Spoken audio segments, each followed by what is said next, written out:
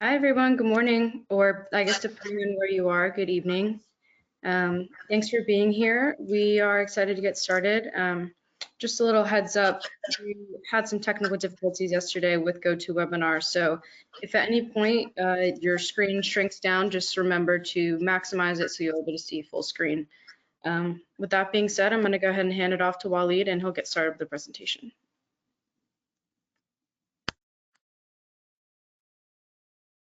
All right, so thank you, Kendall. So good, whatever time it is in your time zone. So with the other things, a few other logistical things to keep in mind, there is a chat box, so feel free to use that. And there's also a Q&A box, so you can write your questions in there, and we will moderate those and answer as many of those possible towards the end. But if you have any immediate questions, feel free to put those in the chat box. So thank you all for signing up and showing up today. This is the first of our webinar series. And the purpose of these webinars is to really get a chance to introduce you guys all to different technologies that we're bringing out from Wearable Sensing to address some of the requests from you and other users, and try to really focus each one of those on one specific aspect. Obviously, today we're going to be talking about the virtual world and virtual reality and how we are bringing our technology to that. So the content of today's sorry, my slides. All right, so today I'm going to be first starting by introducing you to our technology. Some of you guys have hopefully seen it. Maybe some of you are users. We'll talk about the breakthroughs that have allowed us to bring EEG into the real world with dry electrodes. And then we will shift into what we have done to bring from the real world back into the virtual world, because what's better than the real world than a world you can customize to your own liking. So that's the plan, and we'll try to keep it quick so that we have some time for questions at the end.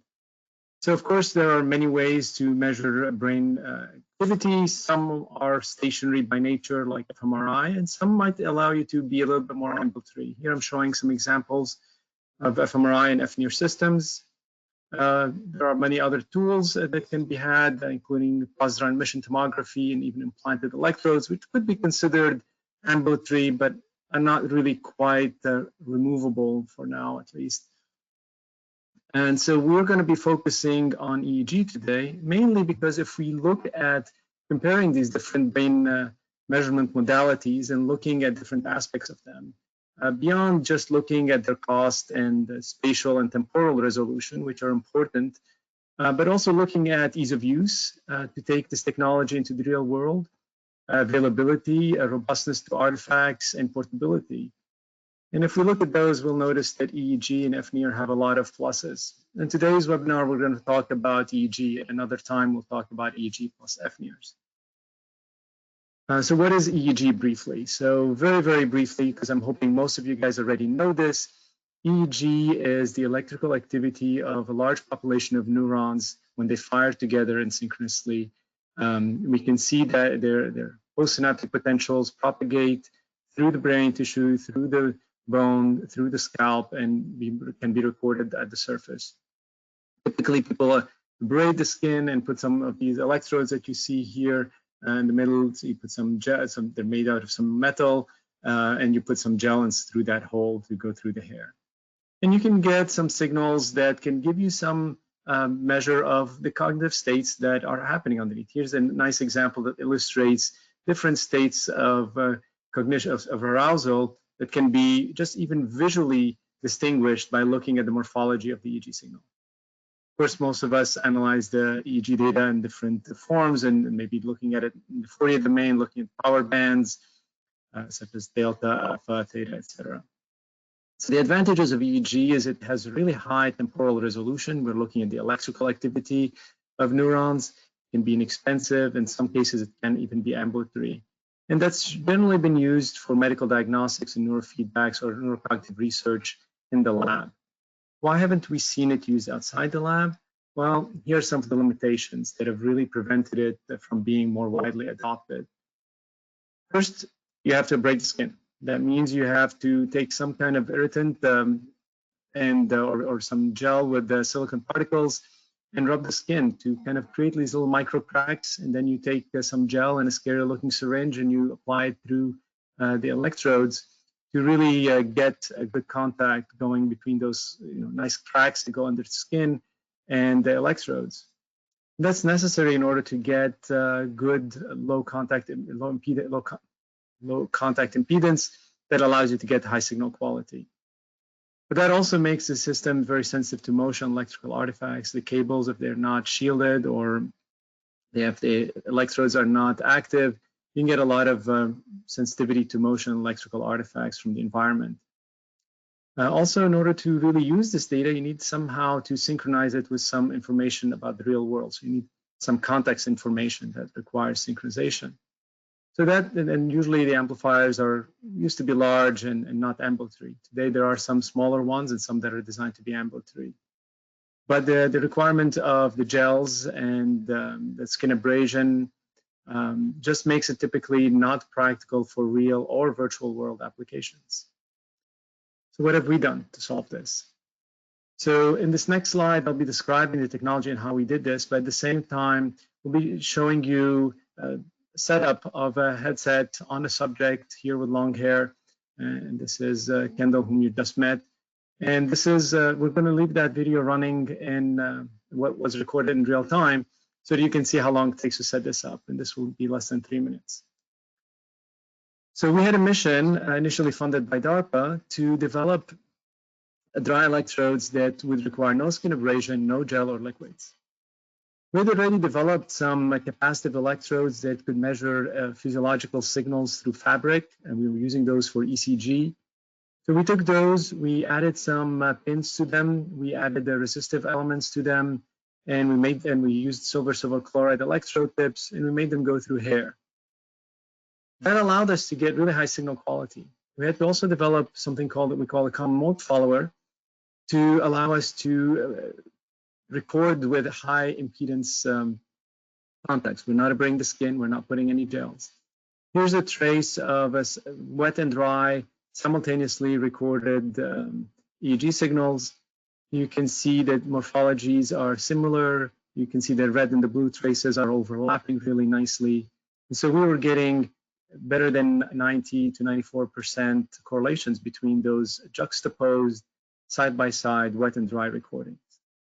So our sponsors were pretty happy, and then they said, okay, but we hear that EEG and dry electrodes specifically are really susceptible to motion artifacts. What can we do about that?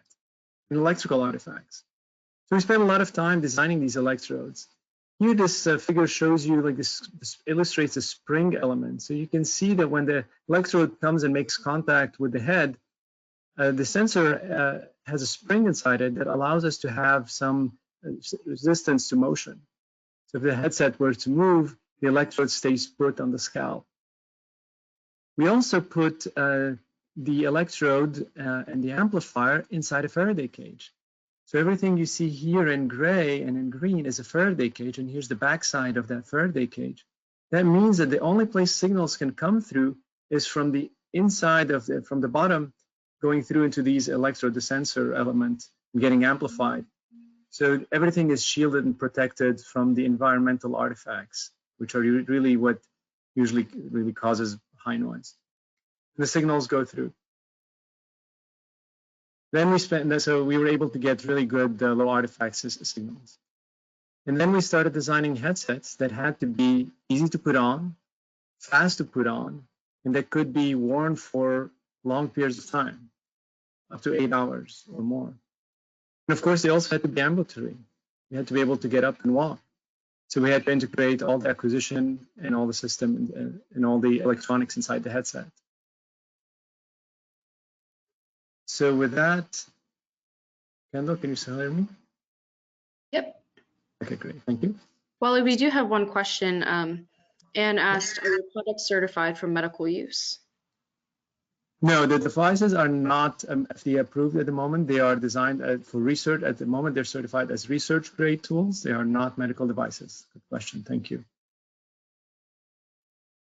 All right. Next, I'm going to show you now what the signal quality looks like. Oops. Yeah.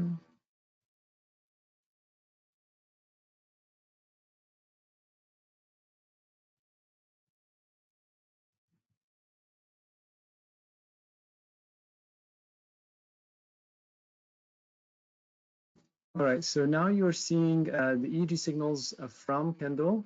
This was recorded immediately after we set up the headset. And you can see the quality of the EEG signals. And in a second, we'll ask her to blink. So there are some blinks. You can see those on the frontal channels. Those are towards the front. And the rest of the EEG does not show them as much. And then we're going to ask her to jaw clench. So here are some jaw clenches and a prolonged one. And next, we're going to ask her to close her eyes so we can see some alpha being generated. So now she will close her eyes. And you can see immediately alpha waves start to appear on mostly the posterior electrodes. And now we're going to ask her to open her eyes. And what we're about to do is demonstrate the resistance to electrical artifacts. So I'm going to tap my foot. So you can't see it on the screen, but I'm tapping my foot. And this red channel is showing you the electrical artifact that I just injected on Kendall's body. And you didn't see, however, any artifact of that in the EEG signal. Now Kendall is tapping her feet, and you can see, again, the system signals are pretty robust and are not showing any of that artifact. Next, we're going to remove the low-pass filter, and we're going to ask Kendall to put her foot on the electrical cord that was passing on the floor. And you can see a lot of 60 hertz interference on the red channels, but not at all being affecting the EEG channel. So those are very important to be able to be resistant to that. Now we're going to ask Kendall to stand up and walk. And again, you will see in the red channel, you'll see her footsteps as she strikes the floor. You can see her footsteps, but on the EEG is unaffected at all by this artifacts. Now, it's important to know we're not applying any filtering. We're not doing any artifact reduction. There's no magic here except the electronic and mechanical engineering that we did to protect the noise from coming into the system. All right. So now we'll go back. So now that we've taken EEG into the real world, let's talk about taking the EEG into. Oh, so what did I just show you? I just showed you this high fidelity through hair electrodes that give us high signal quality, they're resistant to artifacts. Showed you a headset that's quick to set up. You're going to have to trust me for now, but we're welcome to give you guys trials and try these systems on yourselves. They're very comfortable to wear for a prolonged period of time. And we have different variants of them that can be worn during the day or even at night. Now we're going to take them into virtual reality. And you can wear them outside as long as it's not too hot. And let's talk about virtual reality now. So the first thing we needed to do is yes? Really quickly, if we could answer this question before we move on to VR. Sure. Is there a possibility to record and view in bipolar montage? Yes, of course. In the software, you can record, you can modify the montage any way you like. All right, so what you're seeing right now is we're adding the, in this case, an Oculus Rift onto the headset, and we have some attachments that go onto the headset, and they allow us to attach the VR onto this DSI-24 headset. So that's what it looks like. That's how easy it is to set up. And now we're going to show you again what the signal quality looks like when Kendall stands up and walk.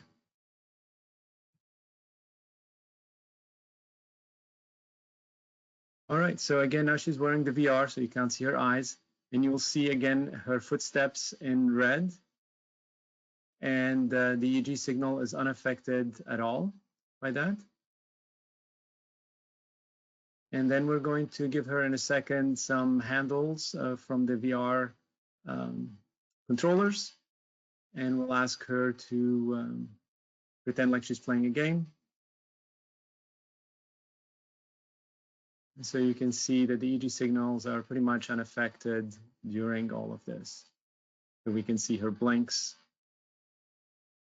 and her eye movements. She's moving them inside the black. There were some pop spikes here that showed up.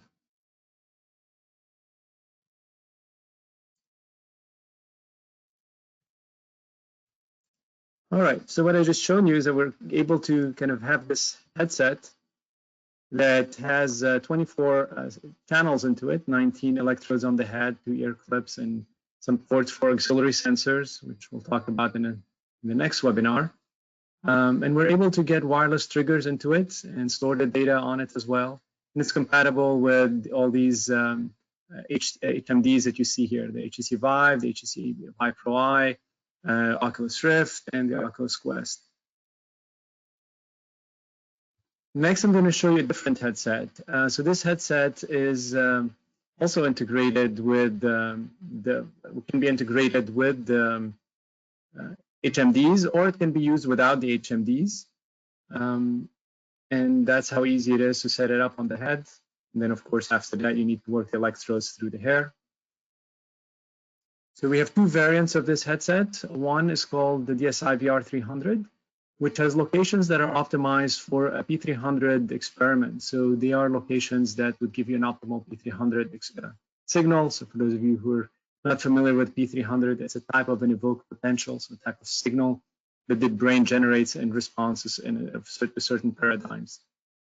We can also use it to measure alertness and strong emotions and phobias, or some sensory associations. The DSI VR VEP is very similar headset, just the electrodes are positioned differently on the head. They're optimized for visual, to be right over the visual cortex, so we can do visually evoked potentials or steady state visually evoked potentials. So those could be for BCI or visual cognitive tasks. And they're compatible with the same set of HMDs that I mentioned earlier. So these locations that I just mentioned have a little limitation onto the sort of the applications that you can do with it. So here is a different headset. This one is a 7-channel headset, and this is how you set it up. So you first put the VR goggles, and then you bring the headset, and you put that on, and then you slide the strap over it, position it correctly.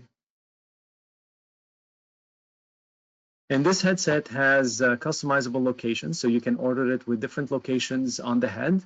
I'm showing in colors on the left side the different sets of locations that could be. Each one of these sensors could be at a set of electrodes in one of the locations.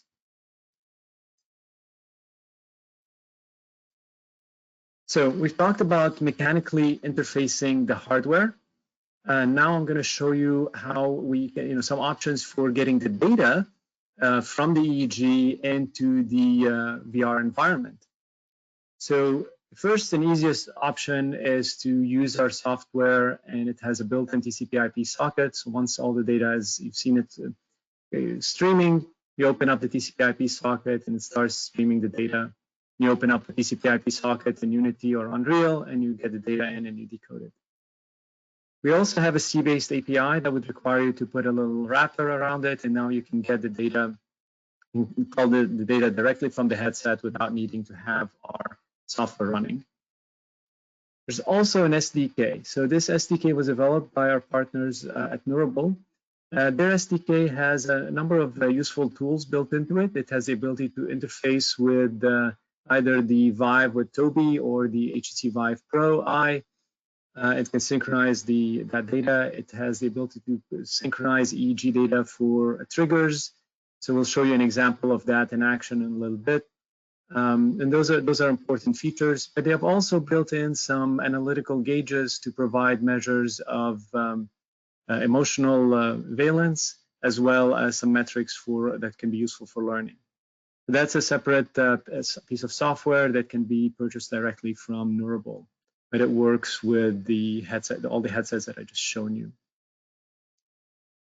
There's also the ability to stream the data into lab streaming layer. So for those of you who are not familiar, lab streaming layer is a protocol that allows synchronization across multiple devices. And lab streaming layer has a plugin called Unity for LSL that allows you to stream the data into Unity from the lab streaming layer. Last but not least, there's a software package developed by our collaborators in France, a company called TA Ergo, and that software is called TA Captive. This software is really great for researchers. It's a platform that allows you to stream a lot of different data sources into one software package. This could be eye tracking, this could be video, this could be the EEG data, this could be EMG, all sorts of signals can be coming in, synchronized, and I'll show you an example of that. And they have a VR module that allows you to play VR content and record all that VR content. Everything gets synchronized, and you can do some basic analysis in that package as well. All right, so now that we've done all of this, what are we going to do with it? Why are we going to go through all this effort? Well, of course, VR is a really nice environment for doing controlled simulations. You can easily change, you can create a supermarket and you can change the color and positioning of your products. You can change the pricing, you can change whatever you want and repeat the experiment as easily and readily and often as you'd like. At the same time, it provides you a rapid simulation environment, so you can create something as simple as that supermarket or as complex as this view over here. And it will be really immersive. It can be a really immersive environment for the users. So here's an example of an experiment where the person sees that they are walking on a platform, and they really believe that they're walking platforms. So people get really scared, and you can really drive emotions and responses that are really immersive compared to just two-dimensional simulation.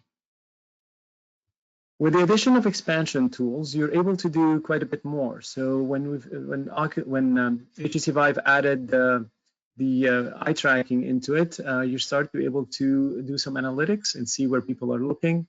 Here's an example of doing analytics in a supermarket simulation.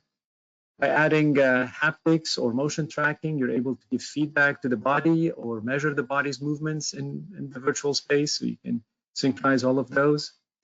Adding diverse controllers allows you also to increase the levels of complexity of your simulations. Beyond research, people have certainly been looking at entertainment, from gaming to movies. There's the applications I showed illustrated with the neuromarketing. There's also quite a bit of meditation and neurofeedback and some applications in education. So I'm going to illustrate a few of those applications and what can be done when we add EEG to those. So here I'm going to show you a video of Captive software that I just mentioned a little bit ago by TA Ergo.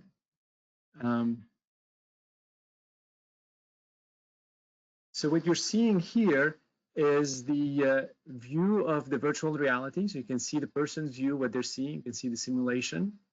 You can see that their hands, there's an actual avatar because they're wearing motion tracking system, which allows us to measure their joints and body movements, angles, all this.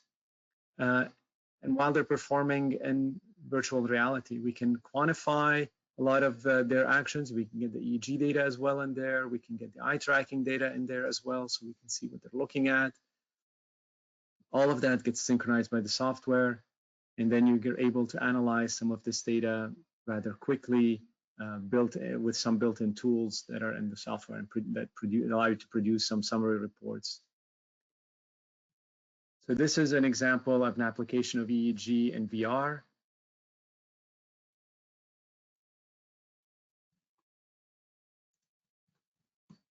For research.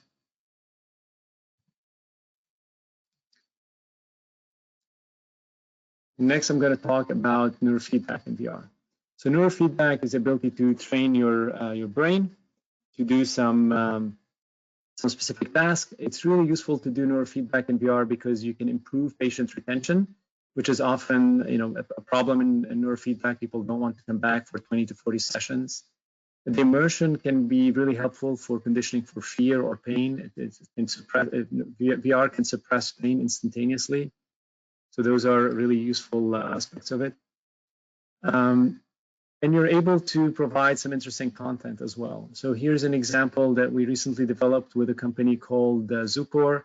So they took their 2D simulation and turned it into a virtual environment, a real 3D environment.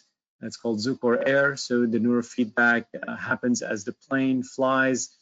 If your brain is in the right state, you fly through the rings. If your brain is not in the right state, you kind of miss the rings. There are a number of changes and options that make this game can be quite interesting for quite a number of sessions. This does require BrainMaster's Avatar software or Applied Neurosciences NeuroGuide software to run. We also worked with a company called Helium to develop their content into a 360-degree VR. That was their content. We now merged it and allowed it to work with BrainMaster's Avatar, so you can do neurofeedback with it using our hardware. And another partner company of ours is called Neuropro, and cheers to Teresa and Louisa if you're here today. So Neuropro has, amongst many things, developed some really interesting software that trains mindfulness meditation and relaxation in virtual reality with a really beautiful fantasy like worlds that change their haze levels and fog based upon neurofeedback. So they have a standalone neurofeedback system software that works with our VR300 and DSI-24 systems. So all of these systems are already out or coming soon and will really hopefully allow neurofeedback to move into this VR space where they can benefit from some of the advantages in VR. In the gaming realm, I'm going to show you one example that was developed by Wearable.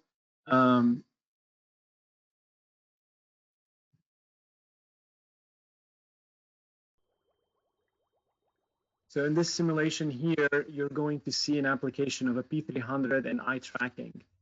So they use the eye tracking and the P300 responses to determine which of the flashing objects is what the person is trying to select. And they can provide some rapid controls this way. So it's a clever way of using both eye tracking and EEG data in a simulated environment to do kind of enhanced gaming. Now, it could be done for enhanced gaming, or sometimes just by looking at the emotional content, you can try to use that for game design or sort of user interface explorations.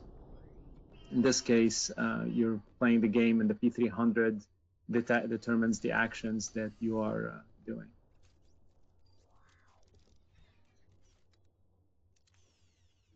Now the robot is going to attack.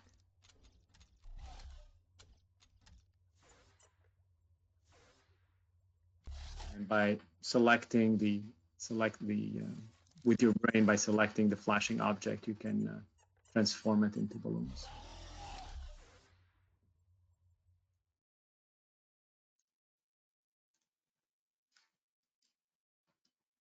Okay, so to summarize, I showed you our dry sensor technology and how it allows us to work in the real world.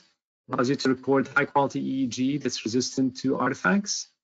It was quick to set up, it's really comfortable, and you can get up and walk in the real world. We've now added the integration with VR, both mechanically and via software. And so now we're really ready for you to take this and use it for your research or real world applications.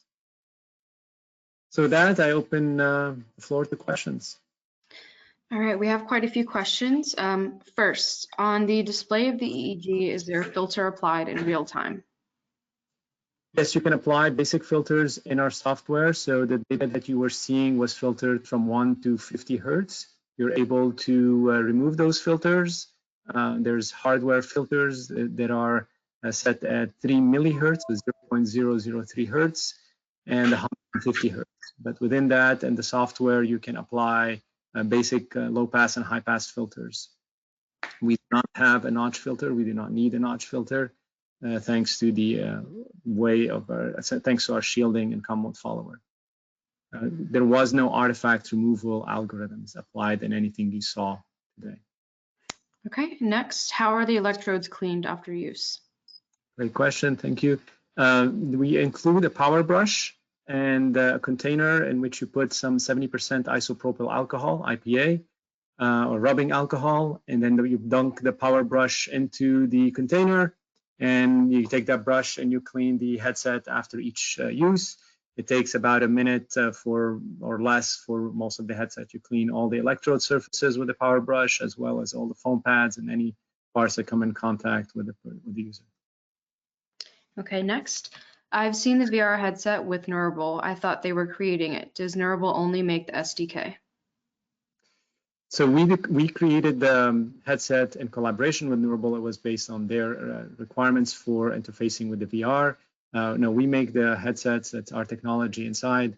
They develop, along with the SDK, they are developing other algorithms and tools that use this technology for various applications. Okay, great. And the next question, I have the Freedom 24. Why use VR instead of allowing clients to choose YouTube, Netflix, etc.? What types of games, meditation simulators do these produce? Are they more effective? Great question. The question, first I'll answer, what else can you do? So in the VR glasses, you are able to use, depending on what platform you're using, whether you're using NeuroGuide or BrainMaster, you are able to use other tools than the ones I showed. You're able to use virtual desktop, and you can then show YouTube videos and other things. I was trying to illustrate content that is truly enhanced for virtual reality, meaning it provides a full immersive experience. Why would you use that? You would use that to provide an immersion element, which can increase retention of patients, but also more importantly, it can be used to increase the effect of the simulation. So if you're trying to target phobias, you can really get people to feel the phobias. If you're trying to deal with anxiety, you can try to put people in situations that increase their anxiety. We currently have a research project exploring pain management via neurofeedback and EEG. And the idea there is to explore the added value of neurofeedback in virtual reality. And the goal here would be to use the effect of immediate pain suppression of virtual reality to allow those patients who have chronic pain to tolerate the number of neurofeedback sessions that they need to go in order for their brain to learn the neurofeedback and get the enhanced control of pain. So you gain the aspect of the dual modalities kind of work together. One gives you an immediate effect and one gives you the long-term effect. So I don't know that you need to use virtual reality for every case, and I cannot claim that it will necessarily enhance every type of neurofeedback. However, for some cases it might, and certainly in terms of engagement and immersion, there are some useful tools to add. Okay, next question. Is any of the software you mentioned required to sync the DSI headset and VR? For example, timestamp and both data so that we can link the events in VR and the EEG response? Great question. So there are a number of ways to do this, and it's going to depend on the time synchronization accuracy that you need. If you're trying to do evoke potentials in VR, you will need to be able to get either explore whether the LSL Unity package will provide this sufficient time accuracy for you, or whether you need to provide some hardware triggers. So we do have ability to send triggers into the headset.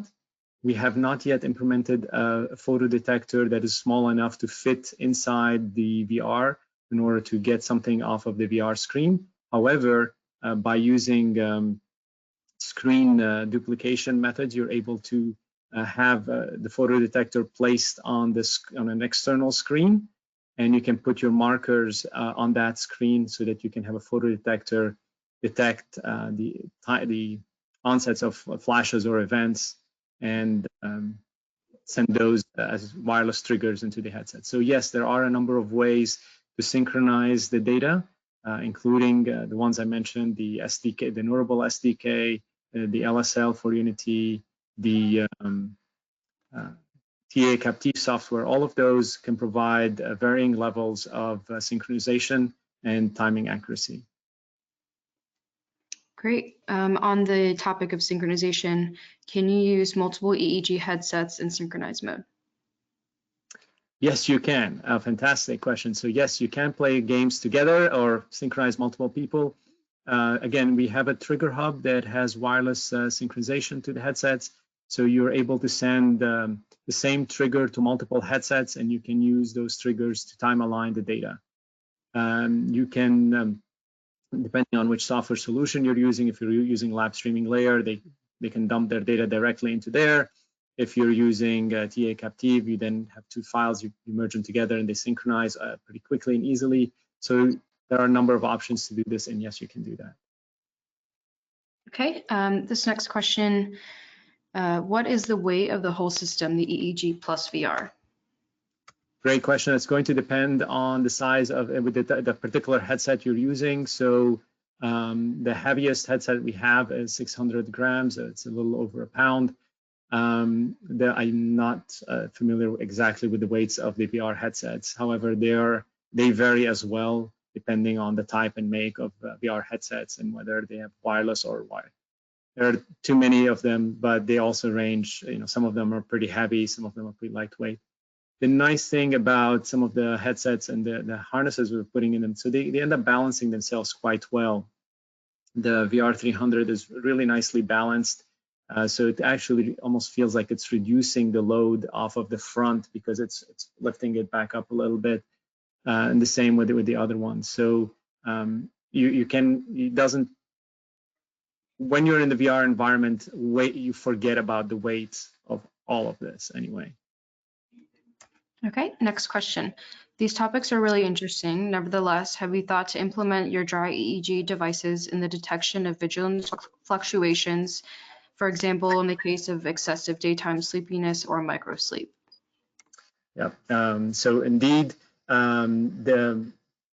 have done a number of projects looking at vigilance, and for the military, looking at engagement and workload and fatigue, and trying to develop solutions for automatic, what's called augmented cognition, so allowing the software to adapt based upon, or the simulations or the tasks adapt based upon the user's cognitive states. We've done quite a bit of work on that. We have some software algorithms that allow us to calibrate and get cognitive gauges out of the EEG data for such applications.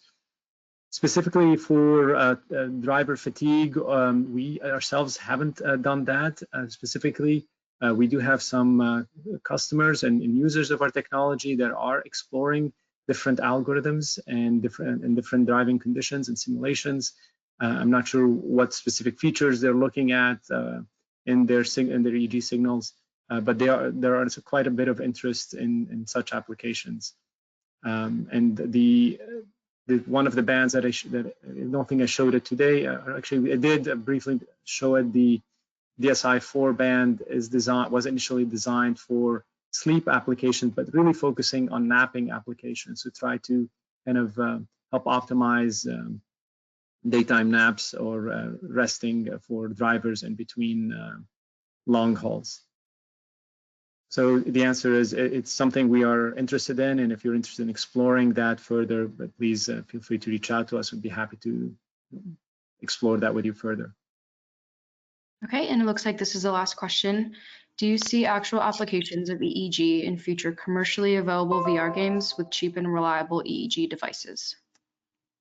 Okay, that's a fantastic question. I think all those applications require a certain level of maturity of hardware as well as software as well as algorithms. So there are some people doing some interesting and fun gaming applications where you try to augment the game rather than control the game. So controlling the game, example here that I showed is a tour de force that Neurofeedback pulled to do this demonstration, which uses both eye tracking and EEG. And it really requires a high quality EEG system that is well calibrated, such as those systems we're providing here. To get to consumer grade and consumer use, there's going to be some maturation that needs to happen on all aspects of this technology to see this happen. Will it happen? I'm confident it will. When will it happen? Come on, guys, hurry up and do more research. So that's a good question. I think that the various applications have varying levels of maturity. The neurofeedback we felt is the most mature and ready to transition into existing use cases. Some of the other ones, neuromarketing, are starting to kind of come to fruition and maturity, and we're seeing more and more of our customers doing neuromarketing with our equipment. So the gaming one, I think it depends on your expectation of what you're trying to do in the game. If you're playing a game like that requires you to use the force to enhance your cognitive force in order to enhance the game. That's probably coming soon with some of the consumer-grade EEG devices. You're able to get some EEG signals that can get some measure of the tension, people tensing up.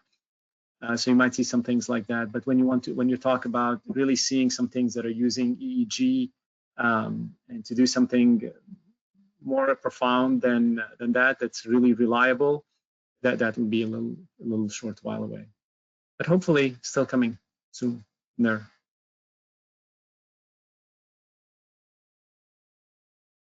Any other questions? Looks like we have one more coming in. This says, do you hire EEG headsets if one needs more than one set for research? Okay, I presume by hire they mean lease or rent. So the answer is yes, we are open to leases. Please reach out to us on the website you see here, sales@wearablesensing.com, so that our sales team can talk to you about your specific timing and needs and the various options we have for what you're trying to do. Okay, it looks like that's all the questions. All right, well then, thank you everybody for your time today and joining us. Our next webinar series will announce is called Dry Electrodes Augmented with Wearable Sensor Suite. So we'll talk about the number of auxiliary sensor modalities that we can interface. We'll disseminate the exact timing and method via the same way you hopefully received the information about this one. Please feel free to forward and invite other friends. We look forward to providing you guys more information. And if you have any questions or would like to schedule a demo or follow-up calls with us about this technology, more specifics or one-on-one calls, please do email us at the email you see here on your screen. And we look forward to talking to you then. Thanks, everybody. Thank you. Bye-bye.